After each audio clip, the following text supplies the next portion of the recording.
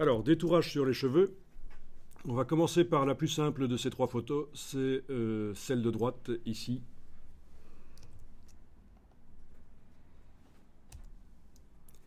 Ben, le principe, ça va être la même chose que pour l'arbre, sauf qu'il va falloir que je combine la couche que je vais obtenir avec une autre sélection qui fait une sélection propre sur les courbes des épaules. Donc, dans un premier temps, je me focalise uniquement sur la chevelure. Et puis après, je ferai une sélection sur les épaules et puis je combinerai les deux.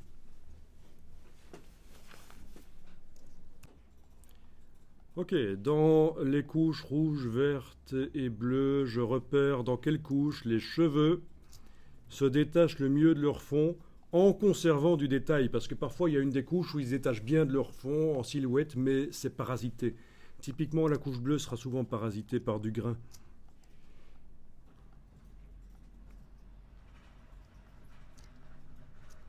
Bon, bah ici c'est difficile de dire, hein, c'est quasiment la même chose partout.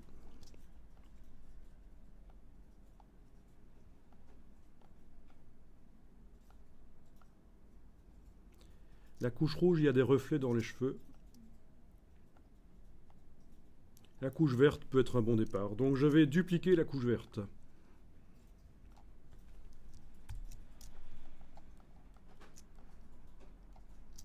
Donc je travaille sur vert copie. Je commence à travailler sur le fond qui, dans ce cas-ci, est clair. Je prends donc l'outil densité moins. L'outil densité moins doit être en train de modifier les tons clairs. C'est le cas. À peu près à 20%, c'est le cas. Et je passe sur le fond qui est gris clair et ça le transforme en blanc. Je peux déborder sur le personnage, c'est pas un problème. Si on déborde sur les épaules et qu'ils s'éclaircissent, c'est pas un problème du tout, puisque cette couche alpha ne servira pas de façon à sélectionner les épaules. Alors il ne faut pas insister trop, sinon ça pixelise et vous avez des sélections pixelisées, avec des escaliers, des pixels en escalier. Donc c'est ça l'astuce, c'est qu'il ne faut pas trop insister.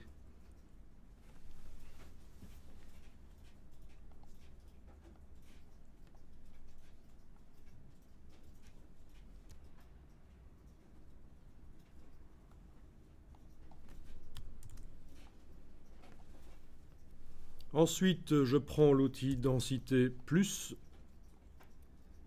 Alors pour ceux qui se posent des questions, le troisième outil, l'éponge, sert à amener de la saturation ou en enlever. Donc ça ne sert pas sur une image noir et blanc comme celle-ci, évidemment. Et c'est un outil dont on ne va pas se servir souvent. Il vaut mieux utiliser des calques de réglage si vous voulez enlever de la densité ou en mettre. De la saturation, je veux dire, ou en mettre. Ok, densité plus, qui densifie ce qui est déjà foncé. Et je passe sur les cheveux. Voilà. Ok, c'est suffisant comme ça.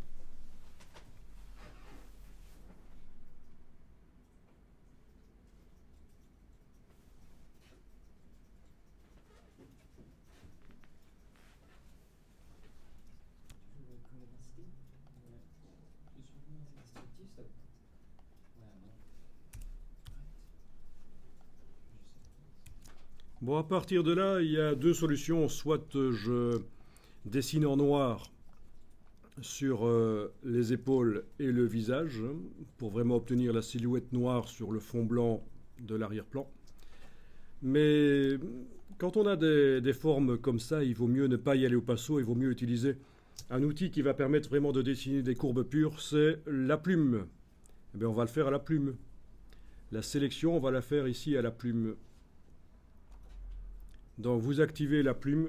Est-ce que vous connaissez les courbes de Bézier, la plume comme ça? Jamais vu? Ok, la plume. Je vais transformer l'outil en un pointeur précis en enfonçant la touche verrouillage majuscule sur le clavier. Alors, La plume, elle est réglée pour actuellement créer un tracé, c'est-à-dire une forme vectorielle sans couleur. On a l'autre possibilité, c'est de créer un calque avec de la couleur, pour faire un peu genre Illustrator dans Photoshop, mais on ne va pas le faire ici, donc un tracé sans couleur, c'est exactement ce qu'il nous faut. C'est une construction vectorielle qui va nous servir après à créer une sélection. Ok, alors je clique, je pose un premier point, puis je vais plus loin sans enfoncer la souris, je fais un cliquer glisser, et j'ai une tangente qui apparaît. Et je vais bouger les choses avec la touche commande enfoncée. Je peux bouger le point, je peux bouger la tangente. Je continue, toujours sans enfoncer la souris, je vais plus loin, je fais un cliquer glisser. Toujours avec la touche commande, je peux bouger le point, bouger la poignée de tangente. Ok. Cliquer, glisser. Ok. Par contre, ici, je vais devoir casser la tangente avec la touche Alt, parce qu'on a un changement de direction. Ok. Cliquer, glisser. Touche Alt pour casser la tangente. Cliquer, glisser. Voilà. Ok, je recommence pour ceux qui auraient loupé. Avec la plume, je pose le premier point. Sans enfoncer de bouton à souris, je vais plus loin, je fais un cliquer, glisser. Avec la touche commande, je peux bouger le point et également bouger la tangente. Sans enfoncer le bouton à souris, je vais plus loin, cliquer, glisser. Touche commande, je peux bouger la tangente et le point s'il fallait. Vous voyez que de temps en temps, j'enfonce la barre d'espacement pour bouger l'image dans sa fenêtre, évidemment. Je vais plus loin, cliquer, glisser. Cliquer, glisser ici. Sauf que là, je vais devoir casser la tangente avec la touche Alt parce que je change de direction. Cliquer, glisser. Touche commande pour bouger la tangente s'il faut. Touche Alt pour casser la tangente ici. Voilà. Et puis je traverse comme ça.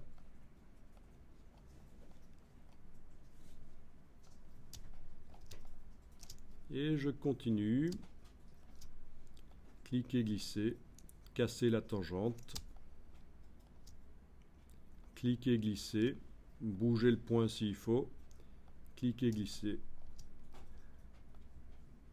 Voilà comment on fait des sélections sur des courbes pures. Quand vous devrez faire une sélection sur un objet industriel, il est probable que ce sera la meilleure méthode aussi, le tracé vectoriel.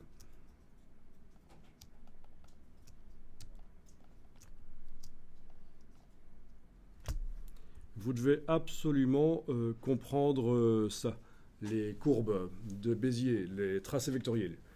C'est vraiment le B à bas de l'infographie. C'est une des techniques basiques indispensables.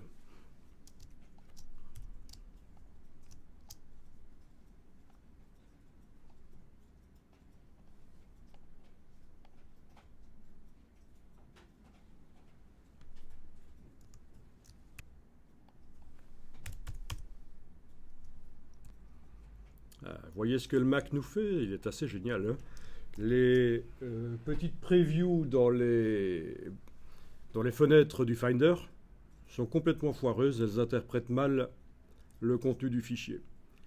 C'est pour ça que vous avez Bridge qui vous permet d'avoir une vue d'ensemble sur vos dossiers et de vraiment bien voir les images. Bon, je vous montre, hein, en attendant que tout le monde ait terminé son tracé. Bridge est vraiment un logiciel très très intéressant.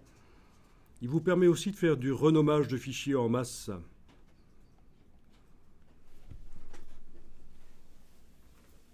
Et ça marche sur des vidéos aussi. Hein. Vous pouvez renommer des vidéos aussi, elles apparaissent dans Bridge.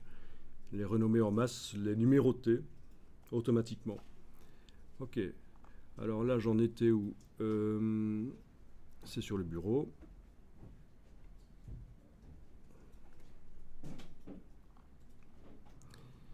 Ok. Ça s'appelle Photoshop jour 3. Cheveux. Voilà. Donc dans Bridge, les previews sont bonnes. Hein.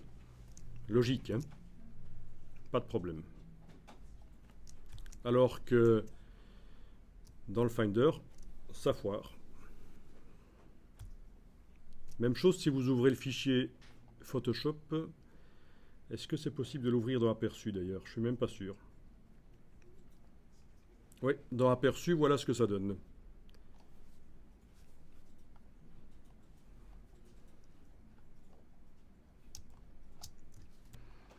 Bien. Alors, qu'est-ce qu'on vient de faire? Un tracé. Où est-il? Dans la palette des tracés. Dans la palette des tracés, vous voyez une vignette qui s'appelle tracé de travail. C'est le tracé qu'on vient de faire. C'est un tracé temporaire. Si je clique avec la plume sur l'image, il va disparaître, il va être remplacé par le nouveau tracé que je vais faire. Donc je vais en faire un tracé permanent. Je vais transformer ce tracé temporaire en tracé permanent en déplaçant la vignette sur le bloc de feuilles. Il ne s'appelle plus tracé de travail, il s'appelle tracé 1. Ça, c'est une sécurité pour qu'il ne disparaisse pas. Ensuite, je vais générer une sélection au départ de ce tracé. Touche commande et cliquer sur lui, ça marche. Il y a juste un truc, c'est que si au préalable, avant dans Photoshop, vous avez demandé de faire une sélection par le menu, définir une sélection, et que vous avez créé un flou, vous avez autre chose que 0 pixels de contour progressif, eh bien le raccourci va vous faire une sélection avec le même flou. C'est le réglage de flou utilisé précédemment qui reviendra.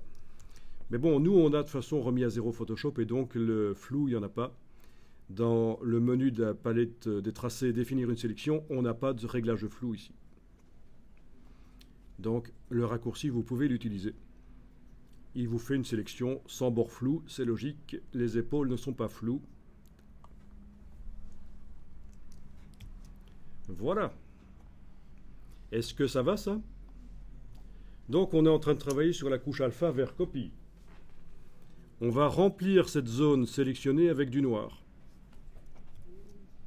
Édition, remplir avec noir. Menu édition, remplir avec noir. Normal 100%. Et voilà. Donc la partie sélectionnée de la couche alpha, c'est rempli avec du noir.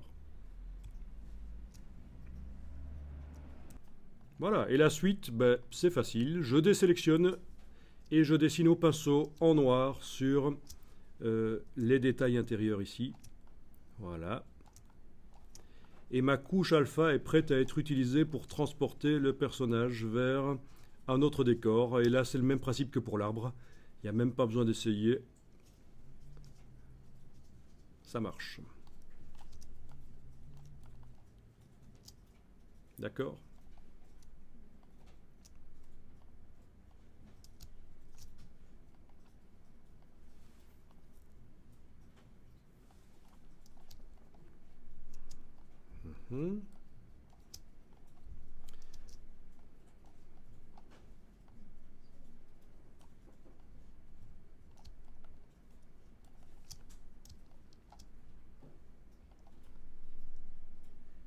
Tu as peint le visage, en fait, tu avais déjà fait un masque de feu. Bon. Il reste des traces, mais il y a des solutions.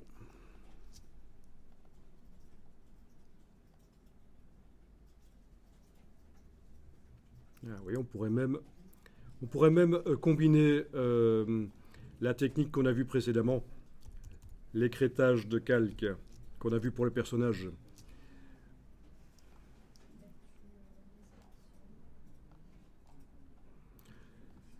C'est le principe, hein. On voit des choses séparément ici, mais après il faut les utiliser en les combinant. C'est le vrai travail dans Photoshop. C'est pas un logiciel où on applique des recettes. C'est un logiciel où on combine des techniques basiques pour réaliser des travaux plus complexes en fait. Quelque chose qui me marque pas mal, que j'ai fait un peu par hasard.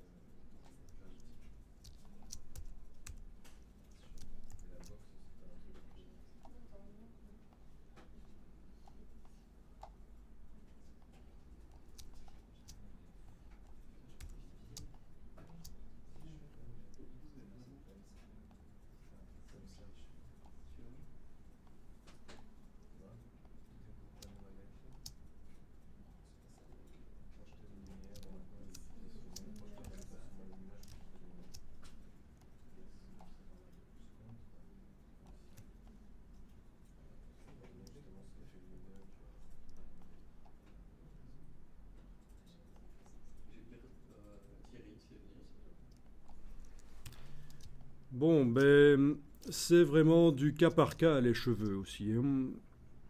Voilà en gros comment ça fonctionne, mais après, euh, il faut, euh, il faut s'adapter.